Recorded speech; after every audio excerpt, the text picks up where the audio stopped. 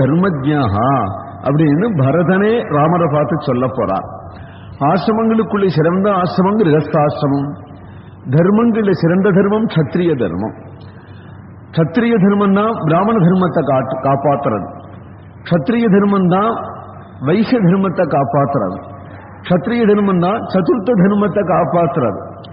எல்லா தர்மத்தையுமே க்ஷத்ரிய தர்மம் தான் காப்பாத்துறது. யதா ராஜா ததா பிரஜாகா. அரசியல் உலகத்துல என்ன அதர்மங்கள் அட்டூழியங்கள் அநீதிகள் நடக்கட்டும், அது எல்லாத்துக்கும் என்ன காரணம் அப்படின்னு கேட்டால் முட்டாள் கூட சொல்லக்கூடிய ஒரே பதில் அரசியல் சரியா இல்லை அப்படிங்கிறது தான் காரணம். க்ஷத்ரிய தர்மம் மட்டும் சரியா இருந்துட்டானால் எங்கும் நீதி இருக்கும், எங்கும் சமாதானம் இருக்கும், யாரும் அடங்கி இருப்பார்கள். பொதுவா க்ஷத்ரிய தர்மத்தினுடைய லட்சியமே அதுதான். ஜனங்கள் சமுத்திரம் போல எப்பொழுதும் பொங்கிண்டு தான் இருக்கிறது ஜனங்களுடைய சபாவம். அதனால தனிப்பட்ட ஒத்தனை அடிப்பான், ஒரு குடும்பம் ஒரு குடும்பத்தை தாக்கும், ஒரு தெரு ஒரு தெருவை தாக்கும், ஒரு சமூகம் ஒரு சமூகத்தை தாக்கும். அதனால அலை எப்படி ஒன்றோடு ஒன்று மோதுறதோ அதுபோல ஜனங்கள் மோதின்தான் இருப்பார்கள். அப்படிங்கிறது தான் ஜனதா. இது இன்றைக்கு நேற்றுக்கு ஏற்பட்டதில்லை. அத்தகைய ஒரு ஜனதாவை அடக்கி ஒன்றோடு கொண்டு மோதாதபடி சமதர்மத்தோட நடத்தணும். சமதர்மம் ஜன சமூகத்தை ஒன்றுபடுத்தி கொண்டு போறதுக்கே தவிர சமதர்மம் ஒத்தரிட்டுக்க துவேஷத்தை உண்டாக்கி அதிகமான சண்டையை கலப்பி விடுறதுக்கா அல்ல. சமதையை உண்டாக்கி ஜனங்களை கட்டுப்படுத்தி கொண்டு போகிறதுக்காக தான் க்ஷத்ரிய தர்மம். அப்ப க்ஷத்ரிய தர்மம் ஹிம்சையால் தான் அஹிம்சையை ஸ்தாபிக்க நேரிடும். யானை அத்தகைய அடக்குமுறைக்கு கட்டுப்படலையோ அதுல 4 பேரை சுட்டுத்தான் தள்ள வேண்டி வரும். ஏன் 4 பேரை சுட்டினான்? 40 பேரை மௌனமா வைக்கிறதுக்காக, சௌக்கியமா வைக்கிறதுக்காக, 4000 பேரை சௌக்கியமா வைக்கிறதுக்காக. அப்படி சில துஷ்ட பையன்களை குட்டினாதான் அப்பொழுது அவர்கள் அடங்குவார்கள் என்று தாயார் குற்றது போலதான் ராஜநீதி. அப்பொழுதும் அவள் குற்றம் பொழுதே ஸ்வஜனம் அப்படிங்கிற எண்ணம் அவளுக்கு இருக்கத்தான் இருக்கும். க்ஷத்ரிய தர்மத்தினுடைய நிலை அப்படி இருக்கு. அதனால ஹிம்சையால தான் அஹிம்சையை ஸ்தாபிக்க வேண்டும். அதனாலதான் யுத்தம் செய்ய மாட்டேன் அப்படின்னு ஆசனத்தை கீழே வச்சு ஆயுதத்தை கீழே வச்சுட்டானே. ஆனால் அர்ஜுனனை பார்த்து பகவான் சொல்றான், தர்மியாத்தி யுத்தாது சேயோன்யத்து க்ஷத்ரியஸ்ய நவித்யதே. யுத்தம் செய்ய மாட்டேன் நீ உட்கார்றது பெருமை இல்லை. காண்டீவத்தை கையில் இடு, எழுந்திருந்து தர்மத்தை நிலைநாட்டுவதற்காக யுத்தம் செய் என்று கண்ணபீரான் கலப்புறான் முதல்ல. அதனால பௌத்தால் சொல்ற அஹிம்சையோ, பௌத்தால் சொல்ற வைராக்கியமோ, பௌத்தால் சொல்ற சமதர்மமோ எதுவுமே லோகத்துக்கு எடுபடாது. ராமபிரான் காற்ற சமதர்மம், ராமபிரான் காற்ற தியாகம், ராமபிரானுடைய க்ஷத்ரிய தர்மம். ராமாவதாரத்துக்கு ஈடான அவதாரமே கிடையாது. ராமாவதாரத்துக்கு ஈடான மகாபுருஷனே கிடையாது. அப்படி ஒரு அவதாரத்தில் பகவான் லோகத்துக்கு தோன்றினார். கோதண்டத்தை கையில் எடுத்து ஹிம்சை பண்ணினாதான் அஹிம்சையை ஸ்தாபிக்க முடியும் என்று பின்னாடி ஆரண்ய காண்டத்துல தானே சொல்ல போறார் சீதைக்கு. அப்போ அவருடைய தர்மத்தை எவனுக்கும் அவனுடைய தர்மத்துல இது பகுவானது அப்படிங்கிற லட்சியம் வேணும். அதுல அலட்சியம் இப்பொழுது யாருக்கும் தன்னுடைய தர்மத்துல அலட்சியம். அது பித்ரார்ஜிதமா வந்தாலும் சரி, தானா சம்பாதிச்சிருந்தாலும் சரி, தர்மம்ங்கிறது கடமை. நாம் சனாதன தர்மம் வரைன்னு இப்ப போக வேண்டாம். யாரும் திருப்திகரமா உத்தியோகத்துக்கு போறேன்னு சொல்லுங்க. யாராவது ஒருத்தர் நான் திருப்திகரமா போறேன், என் உத்தியோகத்தை உயிரா வச்சுருக்கேன்னு யாராவது சொல்லுங்க. அதிருப்தியோடு தான் உத்தியோகம், அதிருப்தியோடு தான் சமையல் சாப்பாடு, அதிருப்தியோடு தான் லைஃப். அப்படி இல்லை. காரணம் என்னன்னா, நாம் பலனை கருதுறதுனால இந்த பலன் நம்ம நினைச்சபடி கிடைக்கல அப்படிங்கும்போது வீண் உழைப்புன்னு தோணி போயிடுறது. ஆனால் மகாபுருஷால் என்ன சொல்றா, நீ பலனை கருதாதே, கர்மண்யேவாதிகாரஸ்தே மா பலேஷ கதாச்சன. நீ பலனை கருதுங்கிறது சுயநலன் தானே. நீ செய்கிற தர்மத்தினாலே சமூகத்துக்கு நலன் அப்படின்னு நினைச்சுட்டு போயிடு. அப்போ உன் டியூட்டியில ஒரு சத்த வரும். செய்கிற தர்மத்தை பத்தி உயர்ந்ததா தாழ்ந்ததா அப்படிங்கிற பேதமே இல்லை, எப்படி செய்யப்படுறது அப்படிங்கிறதா முக்கியம். அப்ப வீணுக்கு உழைக்கணுமா அப்படின்னு பதில் கேட்கக்கூடாது. அப்படின்னு செய்தியானால் தானே லாபம் உன்னை தேடி வரத்தான் வரும், நிச்சயம் உன்னை க்ஷேமமா தான் வைக்கும். அப்படிங்கிறதா இங்க ஒரு ஆச்சரியம். இதுதான் நமக்கு பகவான் ஸ்ரீராமர் தன் சரித்திரத்தாலேயே நிரூபணம் பண்றார். பகவத்கீதையிலே கண்ணபிரான் கொடுக்கிற ஆதேசமும் இதுதான், இப்படித்தான் இருக்கணும்னு. ராமாவதாரத்திலே பகவான் அப்பேற்பட்ட தியாக புருஷனா இருக்கிறான். தியாகம் அப்படிங்கும் பொழுதே கையில இருந்து தியாகம் பண்ணணும், இல்லாம தியாகம் பண்ண முடியாதே இல்லையா? இருந்து தியாகம் பண்ணுங்கும் பொழுது பெரிய ஐஸ்வர்யவானுடைய குடும்பத்துல ராஜாதிராஜனாக பிறந்து தியாகம் பண்ணணும். ராஜ்யத்துக்கு உரியவனாய் திருதராஷ்டிரம் பண்ணின தியாகம் தியாகமாகாது. ராஜ குடும்பத்துல பிறந்தான் திருதராஷ்டிரன், ஆனால் கண்டறியாததுனாலே அசக்தனாயிட்டான், தம்பிக்கு பட்டம் கட்டினான். அப்படி எல்லாமே சக்தனா இருக்கணும், சக்தி உடையவனா இருக்கணும். இந்த ராஜ்யத்தை பரிபாலிக்கிறதுக்கு, ராஜ்ய போகத்தை அனுபவிக்கிறதுக்கு சக்தி இருந்தும், ஆனால் நாளைக்கு பட்டம் உனக்கு அப்படின்னு நிர்ணயம் பண்ணி தியாகம் பண்ணணும். கையில கிடைச்சு தியாகம் பண்ணணும். அப்படி கையில கிடைச்சு தியாகம் பண்ணும் பொழுதும் களைக்காம சளைக்காம பிரசன்னமா தியாகம் பண்ணணும். இந்த பிரசன்னமா இருக்கணுங்கிறதுக்கு முன்னாடி சில வேதாந்த புஸ்தகங்களை படிச்சு நம்ம முன்னாடியே ஹிருதயத்தை தயார் பண்ணி வச்சுக்க கூடாது. அப்ப தயாரிப்பான தியாகமா வேடம். திடீர்னு பட்டாபிஷேகம்னு ஆசையா அங்கேன்னு வரும்பொழுது உனக்கு பட்டாபிஷேகம் இல்லை அப்படிங்கும் பொழுது உடனே தற்காலிகமா ஏற்பட்டதான இப்பேற்பட்ட ஒரு அதிர்ச்சியில சாந்தமார்க்கணும் முகம். நினைச்சு பாருங்க, கொஞ்சம் தியானம் பண்ணி பாருங்க.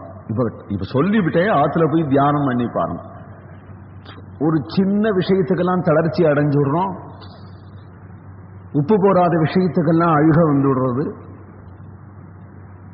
இப்போ ராமரை நினைச்சுட்டா எவ்வளவு தைரியமா இருக்கும் மனசுக்கு அப்படின்னு தெரியணும். ஏன்னா உலக வாழ்க்கைங்கிறது அப்படி. உலக வாழ்க்கையில யாருக்கும் சம்பவிக்கக்கூடியது அவளுடைய தகுதிக்கு தக்கபடி கஷ்ட நஷ்டங்கள். நஷ்டமும் வரதான் வரும், கஷ்டம் தான் வரும். இதான் உலகம். அது ரெண்டும் இல்லாம நீ இருக்கணும்னு ஆசைப்பட்டேன்னா அது மோட்சம் தான். மோட்சத்துக்கும் நீ அவசரப்படல. உலகத்தில் இருக்கிற வரையிலும் கஷ்டமோ நஷ்டமோ மாறி எந்த பிரகாரத்திலேயோ வரத்தான் வரும், யாருக்கும் வரத்தான் வரும். அவனுடைய தகுதிக்கு தக்கபடி வரும். பெரிய கஷ்டம் பெரிய நஷ்டம், சின்ன கஷ்டம் சின்ன நஷ்டம், ஏதோ வரத்தானே வரும். அதுல முதல் நாம் சம்பாதிச்சுக்க வேண்டியது என்ன? சுகதுக்கே சமய கிருத்வா லாபாலாபு ஜயா ஜெயம் ததோ யுத்தாக யுஜ்யஸ்வ என்று பகவான் கீதையில சொல்றான். சுகதுக்கங்கள் லாப நஷ்டங்கள் இதை கேர் பண்ணாதபடி தீரனாய், அதுதான் தீரன். வெளியில வந்து சத்ரு வந்து குத்த வரான், அப்பொழுது தைரியமா இருக்கான் அப்படிங்கிறது அப்புறம் இருக்கட்டான். ஆத்திலேயே தைரியமா இருக்கணுமே. எங்கேயோ போயிருக்கு, திடீர்னு ஒரு திருடம் வந்துட்டான், அப்ப தைரியமா இருக்கணுங்கிறது இருக்கட்டும். ஆத்துல ஒருத்தருக்கு ஒருத்தர் பார்த்தே தைரியமா இருக்க முடியல அப்படின்னுட்டா நீ எங்க பொறுத்தியார பார்த்து தைரியமா இருக்க போற? அப்பேற்பட்ட ஒரு தீர புருஷனா இருக்கணும். இத்தகைய தைரியம், இத்தகைய ஒரு சமத்தை, இத்தகைய ஒரு தியாக புத்தி, இதெல்லாம் ஸ்ரீராமனுடைய உத்தம குணங்களா இப்ப சொல்ல போறார், காட்ட போறார். அதுல மற்றொரு சுவாரஸ்யம், லோகத்துக்கு ஆதர்சமாக ஸ்ரீராமச்சரித்திரம் அமையர். எந்தெந்த தேசங்களிலே, எந்தெந்த பாஷைகளிலே, எந்தெந்த மத விஷயமாவோ இல்ல நம்முடைய பாரத தேசத்திலேயே நம்முடைய சம்ஸ்கிருத பாஷையிலேயே இன்னும் வியாசாச்சாரியால போன்றவர்கள் எழுதின ஆர்ஷ கிரந்தங்களோ, காளிதாச பவபூத்தியார்கள் எழுதின காவியங்களோ, புராணங்களோ, எதனை இதை எடுத்து பார்த்தாலும் கூட ராமச்சரித்திரம் மாதிரி சரித்திரம் கிடையாது என்று சத்தியம் பண்ணி சொல்லலாம். காரணம் என்னன்னா ஒரே வாக்கியம் இங்கே கல்யாணாபிஜன ஸ்ரீமான் அப்படிங்கிறார். ஒன்று கதாநாயகன் பொருத்தமா இருக்கும், கதாநாயகி பொருத்தம் இல்லாம இருக்கும். கதாநாயகி பொருத்தமா இருக்கும், கதாநாயகன் பொருத்தம் இல்லாத போயிடும். இந்த ரெண்டு பேரும் பொருத்தமா இருப்பா, பரிஜனம் பொருத்தம் இல்லாத போயிடும். இங்கே அப்பான்னா இப்படி இருக்கணும், அம்மான்னா இப்படி இருக்கணும், சகோதரன்னா இப்படி இருக்கணும். ஒவ்வொன்றும் ராமச்சரித்திரத்துல இது எப்படி அமைஞ்சதுக்கு கொஞ்சம் நினைச்சு பாருங்க. ஒரு கதாநாயகன் ஒரு குடும்பத்தினுடைய ஒரு ஜேஷ்ட புத்திரன், ஒரு தேசத்துக்கு ராஜாவாக வரப்போகிறவன், ராஜா எப்படி இருக்கணும் அப்படிங்கிறத காட்டுறது ராமன். அப்பேற்பட்ட தியாகராஜனுக்கு ஒரு தர்மபத்னியா இருக்கணும் அப்படிங்கக்கூடிய ஒரு பதிவிரத்தை எப்படி இருக்கணும்னு காற்றாள் சீதாதேவி. ஒரு ராஜா எப்படி இருக்கணும்னு காற்றார் தசரதர். நாட்டு மக்கள் அப்படின்னாலேயே அயோத்தி மக்கள் தான். ராஜான்னாலே அயோத்தி ராஜா தான். மகாராணினா கௌசல்ய தான். தம்பின்னா பரதன் தான். தம்பின்னா லட்சுமணன் தான். தம்பின்னா சத்ருகுணன் தான். சிநேகிதன் அப்படின்னு சொன்னால் சுக்ரீவன் தான். குஹன் தான். விபீஷணன் தான். சளைக்காம உழைக்கக்கூடிய ஒரு வேலைக்காரன் அப்படின்னா ஹனுமான் தான். இதோட மட்டும் நிக்கல, சத்ருன்னா ராவணன் தான். இப்படி ஒரு சரித்திரத்திலே இப்படி ஒவ்வொரு பாத்திரமும் சோட இல்லாம அமையுமோ? இதுல ஒண்ணு சப்புன்னு போயிடுச்சு அப்படின்னு இல்லாம ராமருக்கு ஏத்தபடி இது ஒவ்வொன்றும் அமைஞ்சிருக்கிறது இல்லையோ? இந்த ஒவ்வொன்றும் அமைஞ்சிருக்கிறத கொண்டுதான் கல்யாணாபிஜன ஸ்ரீமான் அப்படிங்கிறார் வால்மீகி. அபிஜனம், கல்யாணமான அபிஜனம், ராமருக்கு ஏத்த ஒரு அபிஜனம் பரிவாரம் அமைஞ்சுதான் ராமர் பிளான் போட்டு இந்த சரித்திரம் அமையிருக்கு. ஏதாவது ஒரு எக்லிபிச்சானம் வந்து அமைஞ்சிருந்தது. ஆனால் ராமருடைய சரித்திரம் அவர் இஷ்டப்படி நடத்தியிருக்க முடியாது. அவர் எப்படி இருக்கணும்னு நினைச்சிருந்தாரோ தன்னுடைய சரித்திரத்தை, அது மாதிரி அந்த சரித்திரத்தை நடத்துறதுக்கு எல்லாம் சரியா அமைஞ்சதான். சரியா அமைஞ்சுதானால் அதனால சரித்திரத்துல பல சரித்திரங்கள் இருக்கு. மகாபாரதமே இருக்கு, சேஷ்டம்தான், இதிகாசத்துல சேஷ்டம்தான்.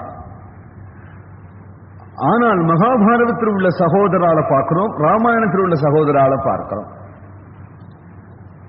மகாபாரதத்தை ராமாயணத்தை இப்படி எடுத்து பார்த்தோமானால் அதுல உள்ள தியாகம், அதுலயும் வனவாசம், இதுல உள்ள தியாகம், இதுலயும் வனவாசம், அதுல தர்மர் பேசுறது, இதுல ராமர் பேசுறது, ஒவ்வொன்றையும் பொறுக்கலாம். அவரு கதாநாயகனா, இவரும் கதாநாயகன் தான். ஆனால் ஈடு இணை இல்லாத ஒரு தியாகமூர்த்தியாக, ஒரு தீர புருஷனாக, தர்மத்துக்காக தியாகம் பண்ணி தர்மத்தை நிலைநாட்டி கடைசியிலும் அத்தகைய ஒரு பரிவாரத்தோட பரிஜனத்தோட கூட இருந்து ஆதர்சமான சாரித்திரத்தை லோகத்துக்கு ஸ்தாபனம் பண்ணி அதை எல்லாரும் ஃபாலோ பண்ணணும். இனிமே லோகத்துல எல்லாரும் அதை கடைபிடிக்கணும் அப்படிங்கிறத காண்பிச்சுட்டா ராமச்சரித்திரம் அப்படின்னு சொன்னால், பிரத்யேகமாக ஒரு கால் வெளி தேசத்துல இருக்கிறவர்கள் இந்தியான்னா என்ன, இந்திய கல்ச்சர்னா என்ன, இந்திய மக்கள் எப்படி இருப்பா அப்படின்னு நம்ம நாட்டை பத்தி ஒரு கால் தெரிஞ்சுக்கணுமானால் அவள் ராமாயணத்தை படிச்சுட்டா போற. அது நம்ம நாட்டை போட்டோ எடுத்தது. அது தெரிஞ்சுட்டா போனோம். இந்திய பெண் அப்படித்தான் இருப்பாள், கௌசல்யை போல சீதையை போலதான். இது 2-3 அபசரங்களை விட்டு தள்ளுங்க. இந்திய பெண்ணா சீதையை போலதான் இருப்பாள். இந்திய தம்பின்னா பரத லட்சுமணாதிகளை போலதான் இருப்பான். இந்திய மூத்தவன்னா ராமனை போலதான் இருப்பான். இந்திய அரசன்னா தசரதனை போலதான் இருப்பான். இந்திய நண்பன்னா சுக்ரீவனை போலதான் இருப்பான் என்று பாரத தேசத்தை பரிச்சயம் பண்ணிக்கிறதுக்கு அது போறோம். ஒரு கால் ஏதத் தேச பிரசூதஸ்ய சகாசாத அக்ரஜன்மனகானார் மனு. வெளிநாட்டு நாகரிகங்களையும் வெளிநாட்டு பேச்சு பழக்க வழக்கங்களையும் நாம் கத்துக்க ஆசைப்படுறோம்.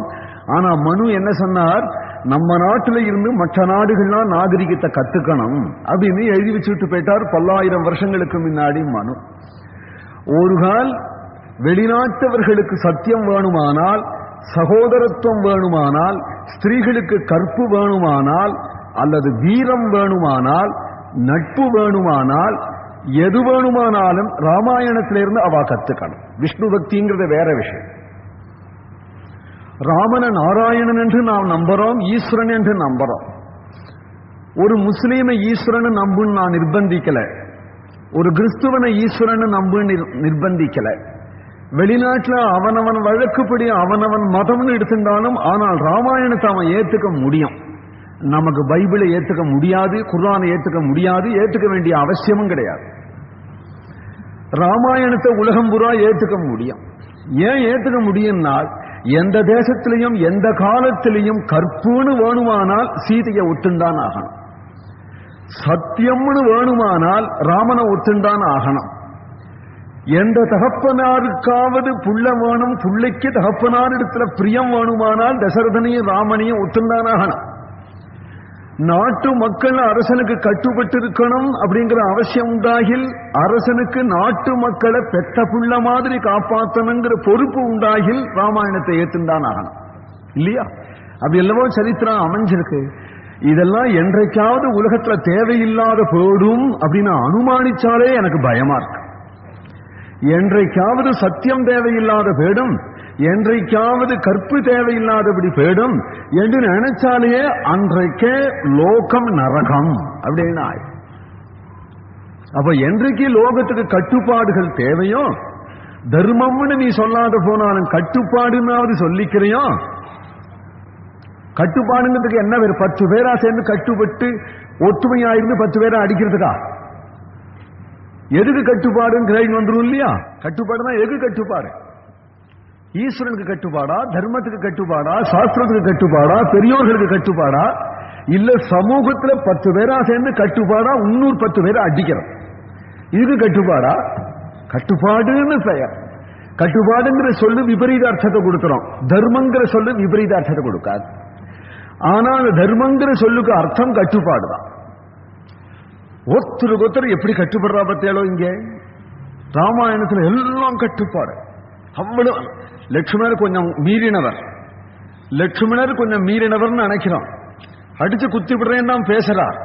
குடும்பத்துல கொஞ்சம் ஜாஸ்தியா பேசுறவர் அவர். உதச்சு விடுவேன் கொண்டு விடுவேன் தான் பேசுறார். பேசுறாரே தவிர ஆனால் ராமர்கிட்ட கை கட்டிண்டே நிற்கிறார். குனிஞ்சத்துல நிமிர்ல அப்படியே நிற்கிறார். அடிச்சு விடுவேன் அப்படின்னு பேசுறவர் ஏன் கட்டுப்பட்டு நிற்கிறார்? ராமர்கிட்ட நிற்கிறார். அப்படி பேசுறவர் கட்டுப்பட்டு நிற்கிறதா ஆச்சரியம். அடிக்கவே அடிச்சு விடாம ஏண்டா இப்படி அடிச்சு தொலைச்சேன்னு கேட்காம, இப்பேற்பட்ட அசடுகள் ராமாயணத்துல கிடையாது. அப்பேற்பட்ட அடிச்சு விடுவேன் அப்படின்னு பேசுறாரே தவிர அப்படி பேசுறவர் அவ்வளவு ஆத்திரம் உடையவர், நடிப்பு இல்லை, நிஜமாவே கோபம் வந்தவர். அப்பேற்பட்ட கோபம் உடையவர் ராமபிரானுக்கு கட்டுப்பட்டு உத்தரவு கொடுத்தால் இதை சாதிக்கலாம், இல்லாத போனால் அண்ணாவை மீறக்கூடாது அப்படின்னு கட்டுப்படுறார். பரஸ்பரம் பரஸ்பரம் பரஸ்பரம் ஒருத்தருக்கு ஒருத்தர் கட்டுப்பட்டு இவர்கள் இருக்கக்கூடிய ஒரு அழக பார்த்தா இதுல இருந்து ராமாயணம் உலகம் உள்ளளவும், சூரிய சந்திரர்கள் உள்ள அளவும், சப்த சமுத்திரங்கள் உள்ள அளவும் இருக்கும்னு சொன்னார் இல்லையா? அதுதான் அர்த்தம். அவ்வளவு நாள் வரையிலும் உலகத்துக்கு